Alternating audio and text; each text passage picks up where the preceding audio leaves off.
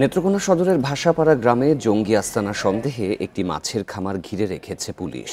দুপুর 1টা থেকে ওই খামারটি ঘিরে রাখা হয়। পুলিশ জানায় গোয়েন্দা তথ্যের ভিত্তিতে ওই খামারটির সন্ধান পান তারা।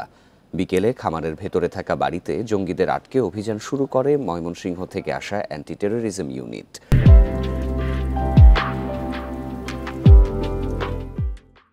এরই মধ্যে সেখান থেকে উদ্ধার করা হয়েছে 17 রাউন্ড গুলি, একটি পিস্তল ও ওয়াকি টকি।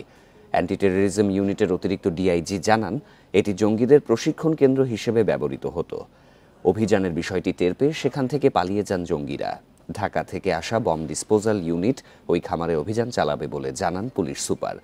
এদিকে জঙ্গি আস্তানা সন্দেহে ঘিরে রাখা খামারটির মালিক ডুয়েটের সাবেক শিক্ষক আব্দুল মান্নানের বলে জানিয়েছে পুলিশ। জঙ্গি আস্তানা বা জঙ্গির প্রশিক্ষণের একটা কেন্দ্র রয়েছে, এরকম একটা প্রাথমিক তথ্য পাই।